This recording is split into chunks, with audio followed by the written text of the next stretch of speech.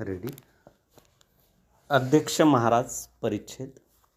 आता यानंतर आपल्याला ज्या गोष्टीत फार रस आहे अशा पागे योजनेसंबंधी मी बोलणार आहे. आपण निर्माण केलेली ही पागे योजना आता केवळ महाराष्ट्रातच नव्हे तर सर्व भारतात मान्य झालेली असून भारतातील इतर राज्यात देखील ही योजना अंशतः लागू करण्यात आलेली आहे. या योजनेसाठी पैशांची जास्त तरतूद करण्यात आली पाहिजे असे या योजनेबाबत सांगण्यात आले. ही योजना फारच चांगली आणि उपयुक्त योजना असून तिच्या अंमलबजावणीसाठी मी पैशांची अडचण येऊ देणार नाही.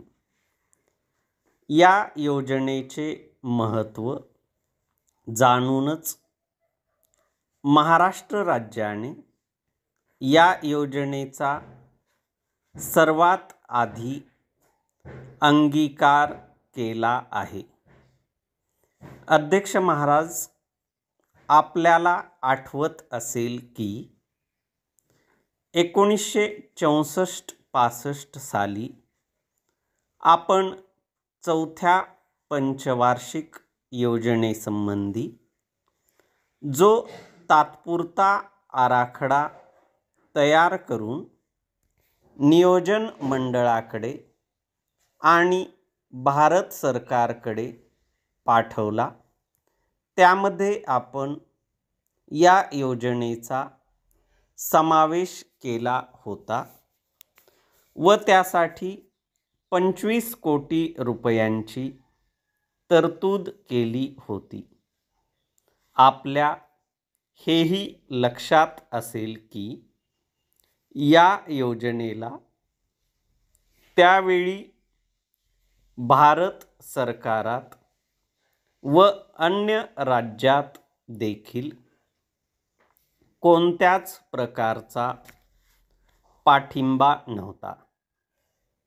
अर्थात या योजनेत काही उणिवा नसतील असे मला मुळीच सुचवावयाचे नाही, परंतु त्या उणिवा दूर करण्याचा आपण सतत प्रयत्न केला पाहिजे.